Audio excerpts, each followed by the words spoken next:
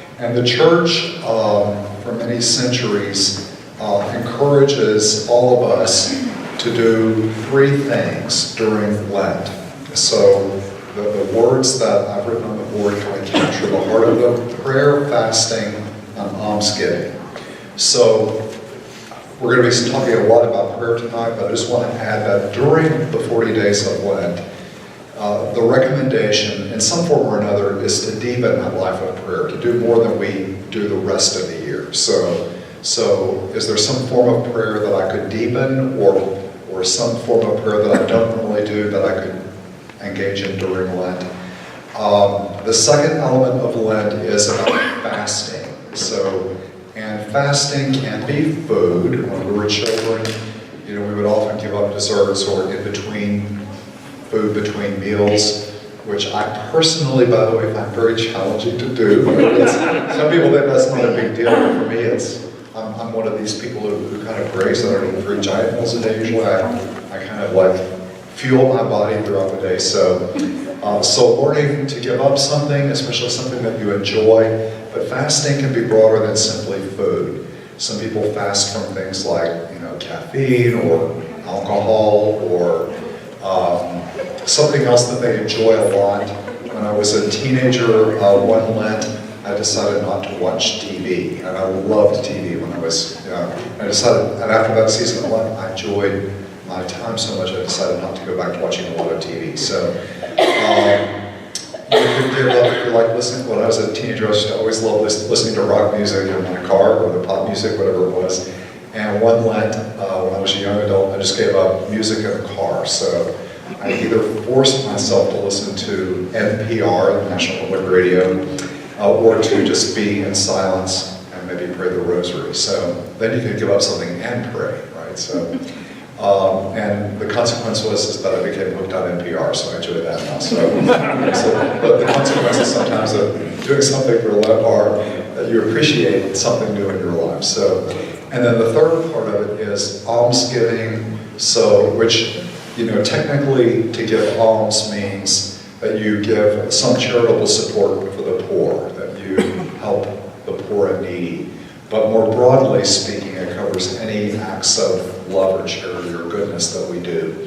And when we were children, Mom would often suggest things that we could do around the house, like helping to, do chores that we didn't normally do as kids around the house. So some kind of blend of those three together are what the early church fathers would call the 3 legs of the stool of Lent. So if you don't get all 3, then the stool falls over. So some way of praying, of giving up something, and of expressing acts of love or service in a deeper way. I also want to add that there are the Catholic Church also, so those are the church's counseling us to do, to make choices like that for the 40 days of Lent. But the church also sets aside every Friday of Lent and asks Catholics to abstain from eating meat. So the Fridays of Lent are meat-free days for us. And the other element is we have 2 prescribed fast days, and we Catholics are really weird. So fasting doesn't mean you don't eat anything. It means that during the course of Ash Wednesday and Good Friday, that you only eat 1 regular-sized meal and then 2 other meals that together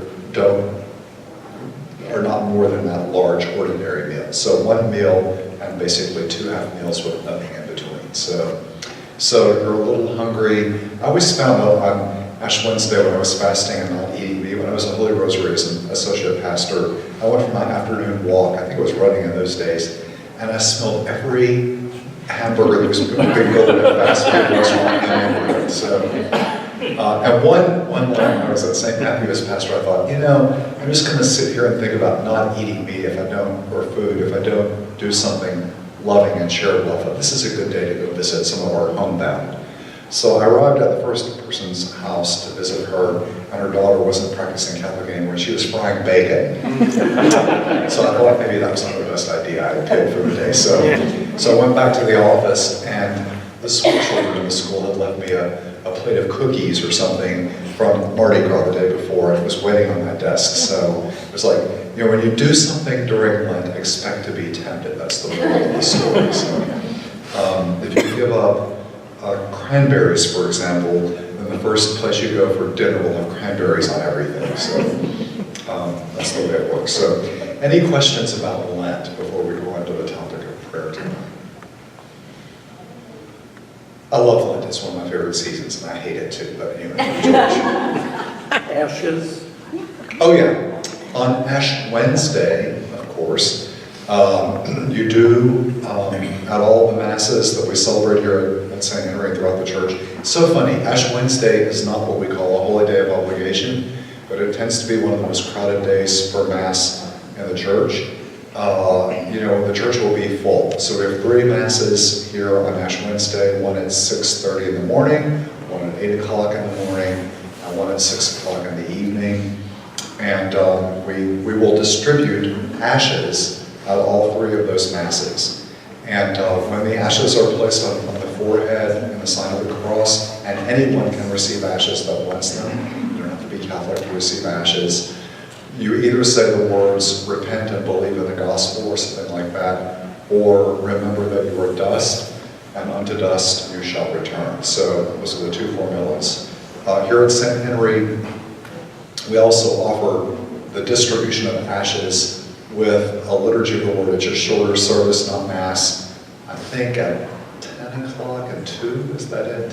10 and 2, something like that. So look at the bulletin for more information. That's the quicker way to do it, but do what you feel called to do. So, okay. All right, so any other questions or things about Lent? That was a good question. That's how we start. Okay. By the way, if you add up all the days of Lent, starting on Ash Wednesday, and if you start counting all the way through to Holy Saturday, you will find that it's more than 40. There are a couple of things to remember. Technically speaking, when we start the Mass of the Lord's Supper, Holy Thursday evening, Holy Week, the season of Lent formally ends. That doesn't mean that you start partying and eat the things you gave up for Lent. Your Paschal fast intensifies that evening. But the other thing, too, is that every Sunday of Lent is a day still of resurrection. So many Catholics, if they're giving up something, will go ahead and indulge in that on Sundays of Lent. So if you give up chocolate for the 40 days of Lent and decide that you're going to eat chocolate on the Sundays of Lent, that is perfectly fine. So what you decide to do for your own fasting is your choice. I mean, you can fast from chocolate on Monday, Wednesdays, and Fridays, and alcohol on Tuesdays and Thursdays, or however you set it up, you know. But it should be sacrificial, you know. Has it always been like that? Because I feel like when I was growing up in Lent, you gave up something, and Sundays weren't free days. Yeah, so there are 2, I understand that when you talk to Catholics all around, that some were raised with the idea that Sundays were lighter days, and others, oh no, you had to do it all those days, no matter what. So I find that in the Catholic popular consciousness, that both traditions have existed through the centuries or through the years. So, yeah. And, you know, it's up to you. I mean, if you want to, you know, I won't name any names, but I know someone who decided to give up alcohol for Lent, but he would be okay about having it on Sundays, and then would have like an abundance on Sundays. So, it might be better, you know, it might be better not to do that.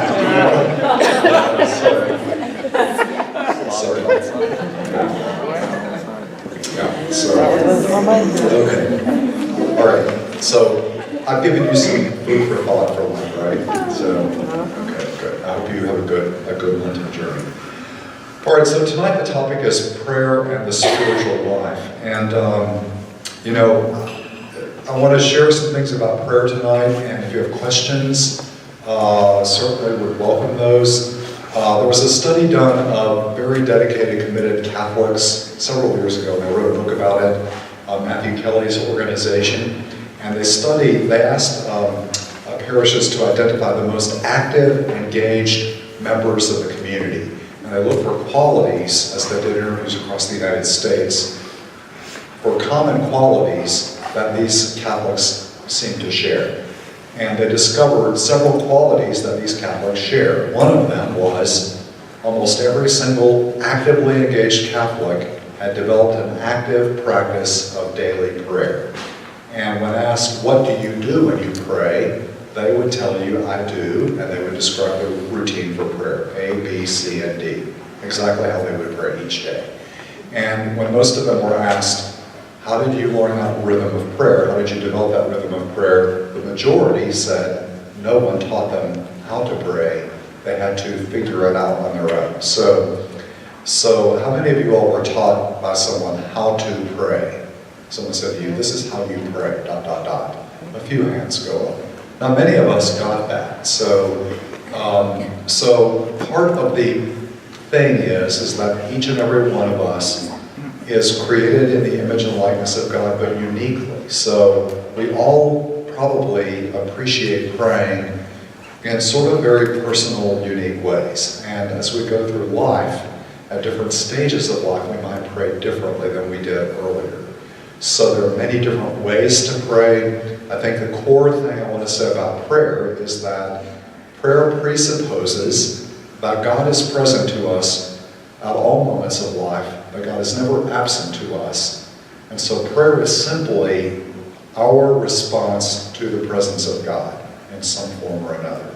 So at its broadest level, the traditional definition was the lifting of the heart and mind to God. I remember being on a retreat once, on an 8-day directed retreat in Massachusetts, and this old Jesuit priest got up to do the homily, although he doesn't seem as old now that I've gotten older. This is like 20 years ago. And he was speaking at the homily, and he started rather gruffly. He said, prayer is not difficult. And I remember thinking, it seems kind of difficult to me. I'm trying to pray quietly for 8 days. But then he said, it simply involves 3 things.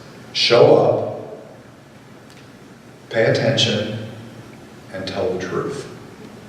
That's really all that prayer is. So, and then he talked about each of those 3. He said, show up every single day to spend some time with God. Second, tell God the truth. So some of us think that God only wants our holy thoughts and words. So, here we're driving to get to church, and we've become really angry and irritable because the drivers around us aren't moving the way we want them to move. And we come to church, oh God, thank you for letting me be here with you today. So we present this holy exterior to God rather than sitting down in the pew and saying, God, that was really frustrating. I got so irritated with the cars on the road today. So speaking the truth of where we actually are today, so that we show up with ourselves as we are today, our authentic thoughts and feelings, and speaking to God about those things. Because if we don't speak to God the truth, then how will we ever hear what God wants to tell us about those things? So the third part, paying attention to what God is trying to tell us, is critically important. God is always communicating. He's always trying to tell us something. Sometimes we're too busy to hear it. I remember one time when I was a young priest at Holy Rosary in Donaldson, I was asked to be a chaplain for a prayer group that was to meet for an hour in front of the Blessed Sacrament in the church. And when I arrived there for the hour, they didn't stop talking for 60 minutes, so there was no silence at all. And at the end of the hour, I thought, that is not prayer to me. I can't be talking at God for 60 minutes. I need some time to listen to what God is trying to tell me. And so when the bishop asked me to take a different assignment, and I was not going to be the associate pastor there anymore, I was relieved that I didn't have to go back to that ministry. So I think there's a difference between all of us who learned prayers growing up. There's a difference between simply saying prayers versus praying. And I heard a humorous story once about a Catholic priest on an airplane, and the airplane hit turbulence, and he happened to be praying his liturgy of the hours at the time, which is the official prayer of the church, which we're supposed to pray daily. And when the turbulence hit, he got shocked out of his saying the words of the liturgy, I was like, oh, I better say a prayer. This feels kind of dangerous, you know. So at that moment, he began to really pray. Instead of his mind had been elsewhere as he was reciting the words at the liturgy of the hours. So, suggestions for a few things about prayer. For me, it has been really helpful to have a time and a place. So if you've got a space in your home that says to you that this is my place of prayer, and you go there at a regular time each day, you're more likely to live a regular relationship of prayer. So I've got a prayer chair in my house inside most of the cold time of the year. I have a little electric fireplace. I turn that on, I light a candle, I've got my sacred images there, and I sit down with my first mug of coffee and I start my quiet time with God. So in the summertime, I'm on the back porch because I love God's creation. So I've got a chair out there, I light an oil lamp, I turn on my water feature. And so for me, it's that regularity of getting up every day that matters and spending some quiet time with God. I'll also tell you, when I do that, I always turn my phone on airplane mode so I'm not interrupted. It's fairly early in the morning, so it's very unlikely that I'll be disturbed. So beginning one's day with prayer is a good way to start a day. I did a class one time on prayer, and I asked the people to do this little prayer survey. And one of the questions was, what's the reason you don't pray more often or regularly? The number one answer was, when I tabulated the results, they didn't have enough time. They were too busy, too many other things going on. And I reflected to that group, that class on prayer, after I figured out the results. I said, isn't it strange that the number one reason people don't pray more regularly is we're too busy or we don't have enough time? But when we get up in the morning, we have time to get ready physically, don't we? To shower, to shave, to put on our antiperspirant, whatever we do, makeup, whatever it is. All the rituals of our morning routine to physically prepare our body, and how much more important is it that we are spiritually prepared. So most of us, many of us, would never dream of going out of the house to work without our bodies and clothing in some semblance of a presentable form. So isn't it far more important that we are ready on the inside? So that's what I always say about prayer. We make time for the things that are important to us. So if I say I value reading, but I never read a book, I don't value reading, I value the idea of reading. So if I read regularly, then I value reading. So it's how I spend my money and my time that determines what I really value in life, not what I say I value.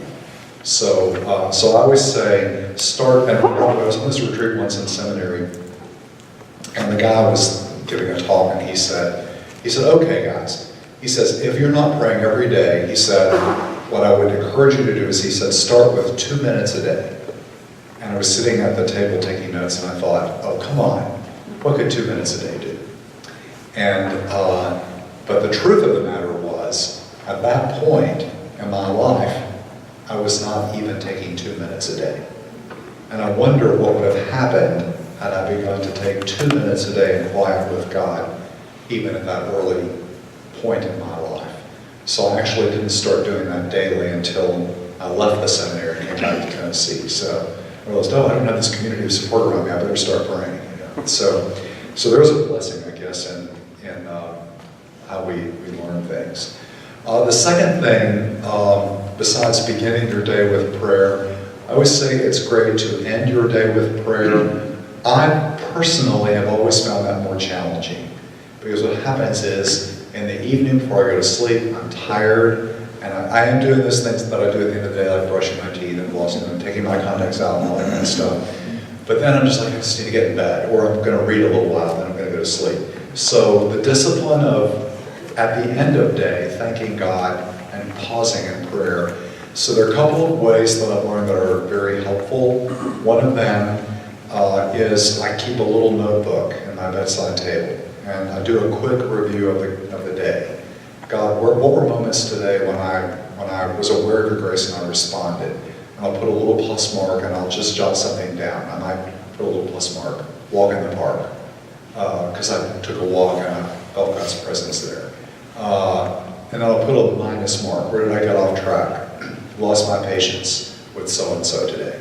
Or lost my patience with D, period. I don't necessarily write the name, but I know who it is.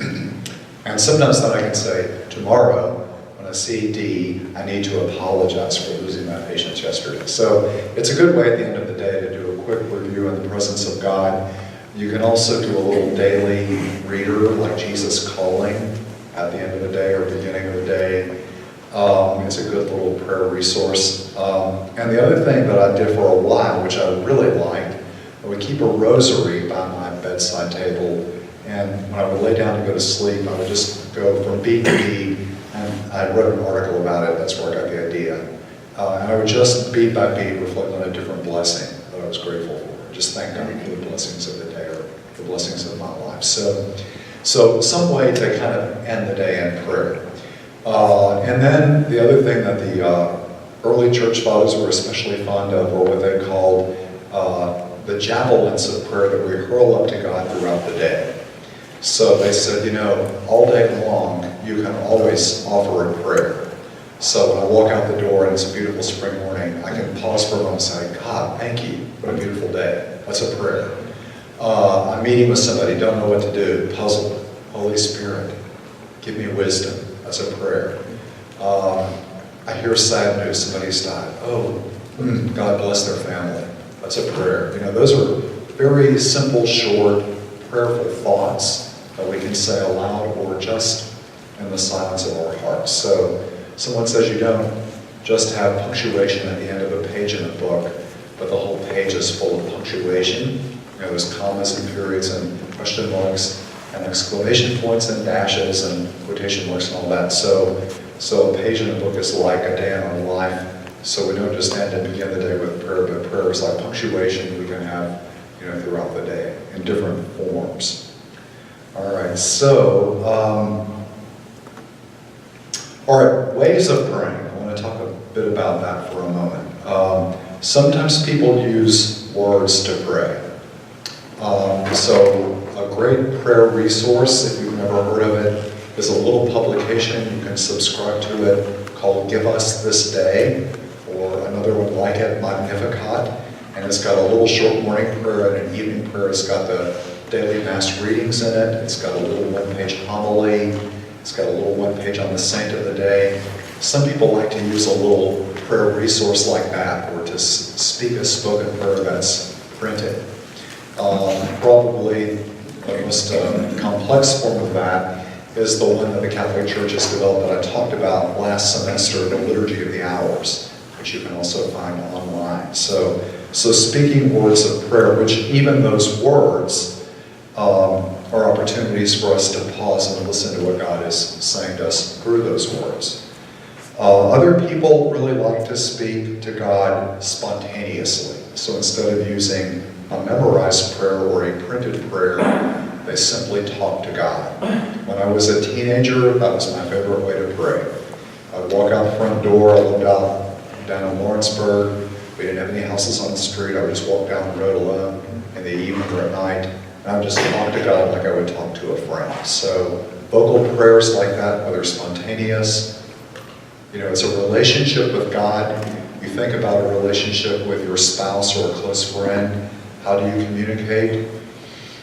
Lots of different ways. Sometimes in words, sometimes in gestures, sometimes in listening. So there are lots of ways to communicate with each other. We can communicate with God in almost any of those ways. I often talk about my mom and dad. They've been married for 50 plus years. And they'll go driving down the road and they'll be in a car together, and my dad says this, Mom will suddenly, in the side, break the silence and say something, ... Dad'll say, that was the thought that was in my brain, and your mother said it out loud. It's like they can read each other's thoughts. And if you see a couple that's been married a long time, they can be sitting in a room together in total silence, and one of them can say, and the other one can say, What? So, because being together is sometimes a powerful form of presence. And so some of the saints, like Saint Teresa of Avila, I just did my class on the saints this past Monday night. Some of the saints, like Teresa of Avila, emphasize very much the prayer of quiet, just being still with God, contemplating the mystery of God, being in silence before the face of God. And God can often begin to speak when we're still enough and quiet enough. You can use your mind in an active way. You can read a scripture passage and imagine you're there. That's what St. Ignatius of Loyola likes people to do. So you read the story of Simon Peter fishing and Jesus going to the Sea of Galilee and calling him to drop his nets and follow him. And Ignatius would say, well, instead of just reading the text, why don't you use all your senses, what you see, hear, taste, touch, and smell, and imagine yourself at the Sea of Galilee. Put yourself into the gospel story. Be Peter or one of the other onlookers or one of the other disciples, or be Jesus. And allow the scene to unfold. And what happens inside of you? What do you notice? So that's what the Ignatians call, the Jesuits, the Ignatian form of prayer called, the way they speak about the word contemplation, to use your mind in an active way to create a scene. They use the word meditation to think about and ponder God's word or another spiritual writing. So for example, you might take the 23rd Psalm, the Lord is my shepherd, there's nothing I shall want. And you begin to read it really slowly. You say, Lord, you really are my shepherd. I really don't need to want for anything when I'm with you, do I? You read the next line.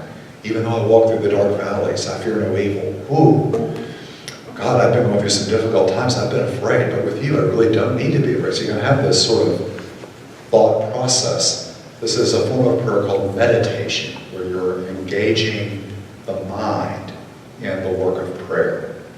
I want to speak for a moment, and John asked me about it.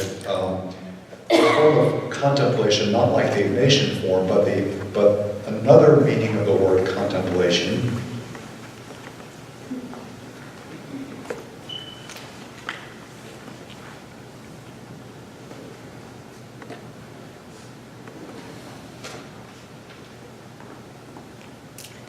That is a form of prayer where you don't attempt to use the mind to think holy thoughts or to speak or to inspire certain religious feelings, but you simply try to be still with God. So in that form of prayer, it's similar to the prayer of quiet. You might notice a thought or a feeling going through your consciousness like a cloud going across the sky, but you don't jump into it, so to speak. But you just remain still before an awareness that you are in the presence of the mystery of God Himself, and just to be still. There's a way of doing that called centering prayer that many people have learned, where you focus on a single word that helps you to let your mind become quiet and still and focus on the presence of God.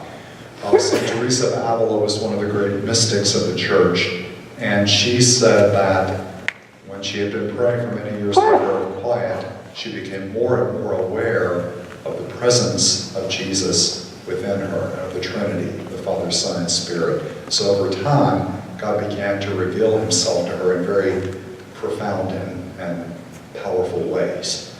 So if we Christians believe that we are created in the image and likeness of God, and that God holds us in being, and that when we are baptized, that God, the Father, Son, and Spirit are now, they've made their dwelling place in us, as Jesus promised in the Gospel of John. The Father and I will come and we will make our home, our dwelling place in you. We will send the Spirit to dwell in you. This means that God Himself, Father, Son, and Spirit, are dwelling at the core of our being. God is within. So if you look at it this way,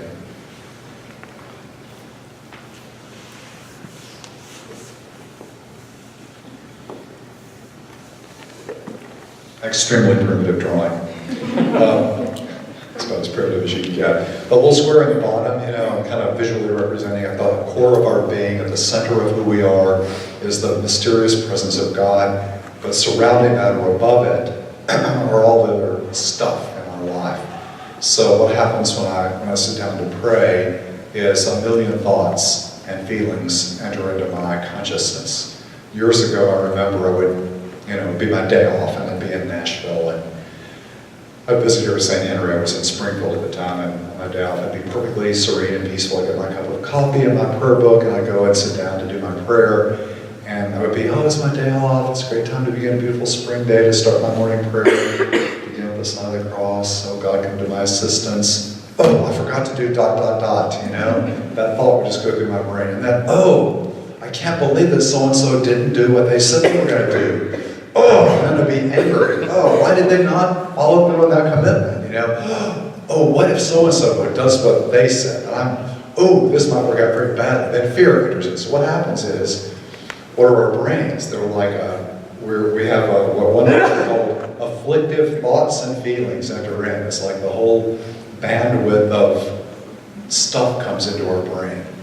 Well, what happens then? We're not aware at all of the mysterious presence of God in the center of our being, because our brain's attention has gotten robbed by a million thoughts and feelings. So the importance of contemplative prayer, or the prayer of quiet, or the prayer of centering, is that we don't let ourselves be completely captive to all those thoughts and feelings. There's a beautiful little book that's called Into the Silent Land. It's written by Martin Laird, and it's a description of contemplative prayer in the Christian tradition.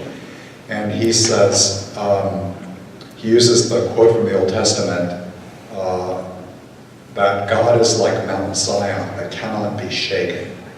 And he says, if you think about a mountain, there's always weather around a mountain, winds and rain and clouds and sun and all that. But the weather is coming and going constantly, but the mountain is always there.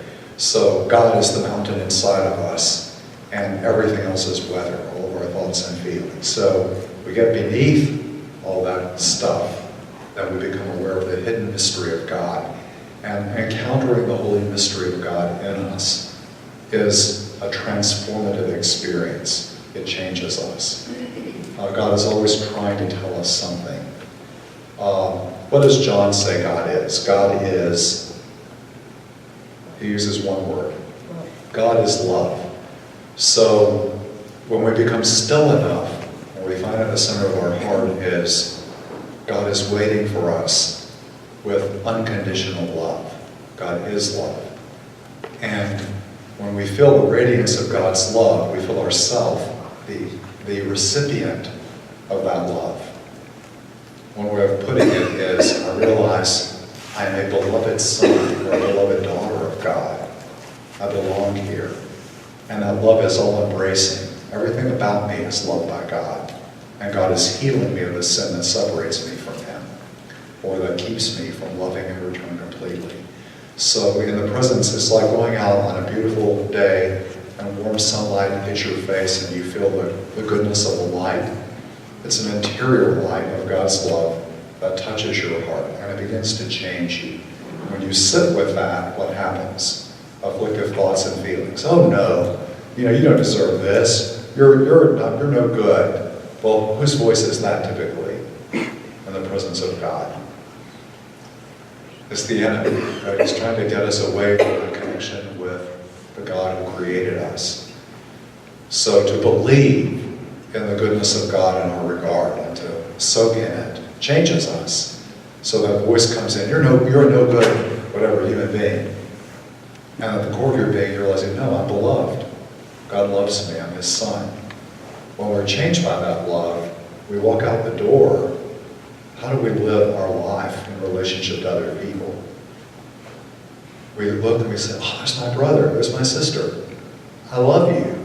We're changed. But if we listen to the voice that tried to dissuade us, you're no good. We walk out the door. What are you doing in my driveway? It changes what we listen to. The interior voices that we listen to transform us. So that's why it's important, as St. Ignatius would say, to have a discernment of those movements of life, which voices, which feelings are of God, and which of them are leading us away from God. So that's an important thing to learn in life. So mystics, by the way, like St. Teresa of Avila, they have what they call a direct, unmediated experience of the presence of God. It's not that they're thinking about God, it's they know God is right there with them. They experience the presence of God in their core, in their center. It's a lived experience. So Karl Rahner, the 20th century Jesuit priest, said in the future, all Christians will have to be mystics, or they will not be able to make it at all. So we all have to have that type of experience. So I'll tell you one story about that. I consider there are particular graces, but I have had moments like that where I just knew God was there. One time I was in seminary and we had gone to a place called Tenerife in the Canary Islands off the Spanish coast. And I was with my friends that week, and I decided to take a walk by myself, and I went down into the village. Playa de los Cristianos, the beach of the Christians was the name of it. And I was walking down the beach on the little sidewalk, and I got to the end of the little community, and I walked onto a dirt path, and I just continued following the dirt path. As I followed the dirt path further and further, it started leading me up the mountain, and I just was not paying close attention, I just kept walking. I got to the very top of the mountain, and I looked in one direction. It was all desert kind of terrain. And I turned around, and right beneath me was the ocean stretching out forever. And immediately I felt this powerful sense of God's presence. It was so real, I almost physically felt like I was almost knocked over. Sudden awareness. And I was awestruck. I had no thoughts, no words that could adequately describe what happened. The intense feelings that occurred with it. It was like I disappeared for a moment, and God was all that there was. And I remember, it was like the transfiguration. I remember walking down the hill, touching her. Is this real? Did this really happen to me?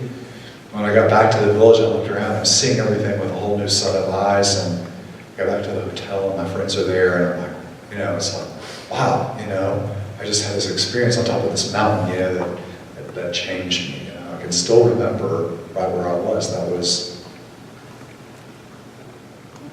30 years ago, or whatever, 30 plus years ago. So those are kind of mystical experiences. They're always gifts, by the way. We don't plan for them. They're sheer grace, they're sheer gift from God. That God just shows up, sometimes in a very unexpected way, to say, I'm God, and I'm here. So we can be grateful for those things.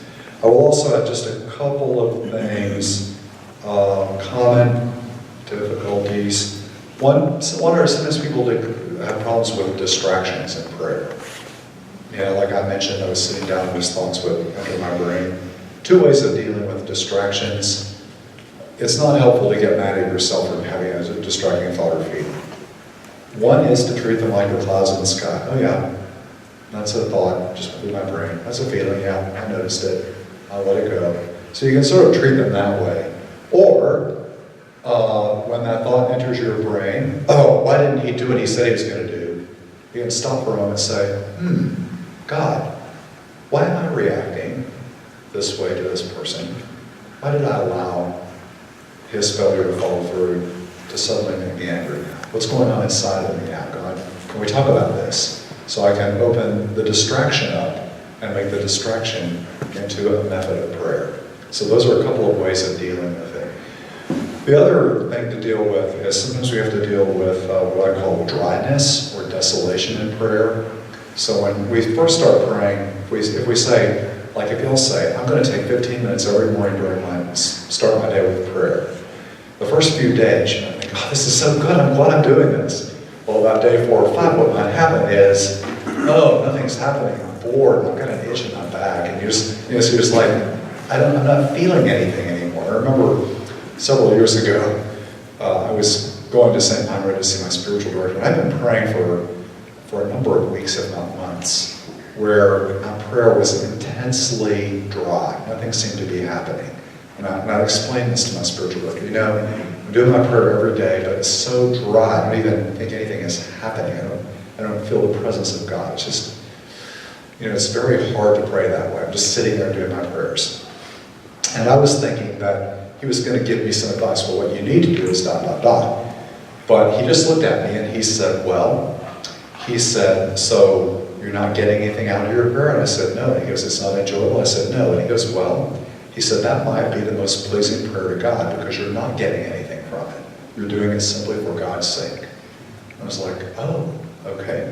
So when I went back to my prayer, it didn't instantly change, but I began to notice, okay, I'm still going to show up and pray like I think God wants me to do. It doesn't matter whether I feel consolation or not from it. And later that year, I had my Solomon-directed retreat, and I was asked to pray with that passage of Jesus calling the tax collector, and Jesus went to his home for dinner, and so I did what Ignatius said. I imagined myself there, and I thought, okay, well, I should imagine inviting Jesus to my house for dinner, right? So that's what I was going to do in my prayer time. So I was very visual about it. I used all my senses. I was at the front door, I opened the door, and there's Jesus standing at my front door.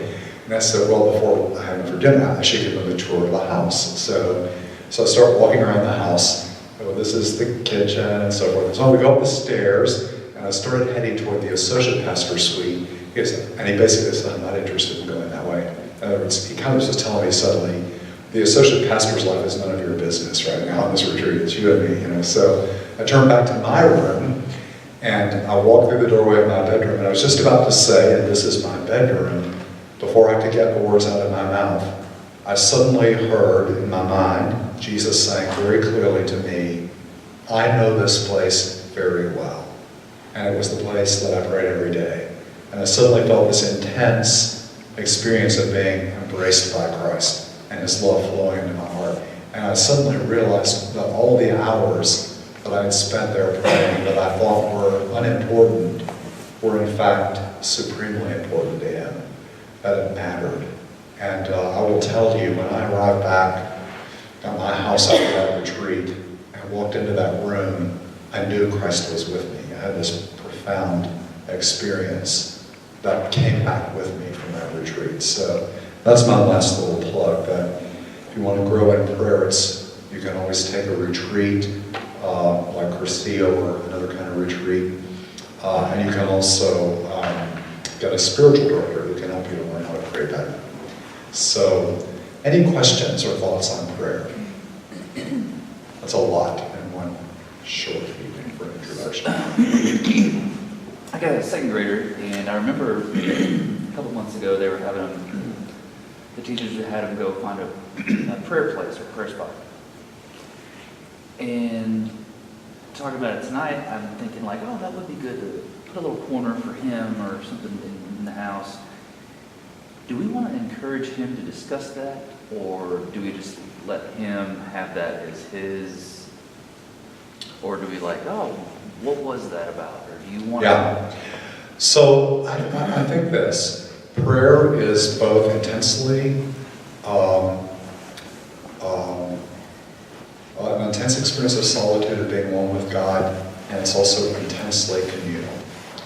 So with a child like that, it is perfectly wonderful and also gracious to say, can you tell me what it's like when you talk to Jesus, or what do you hear? So you can certainly engage in a conversation about that. What do you like about this place for God here? And then you can share some of your own stuff. Well, I pray in this chair, and this is what I think about when I talk to God. So I think sharing our prayer experiences, especially with children, is a very beautiful thing to do. So with my nieces and nephews, when I was younger, with my younger siblings, I would feel free to talk to them about things like that. We'd walk outside and say, look at this beautiful forest that God created. Isn't this beautiful? Do you feel God's presence here? I would freely say things like that. Yeah.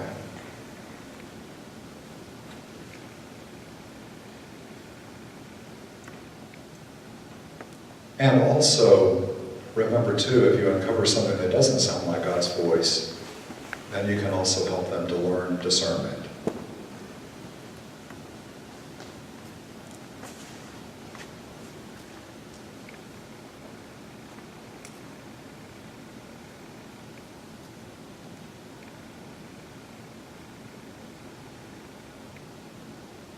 All right, great. So I think we're going to have some sharing questions on prayer tonight at the tables, but the sponsors I need to see in the church. We'll go back to the baptismal fund area because we're going to talk about a week from Sunday. So, the rite of parish sending.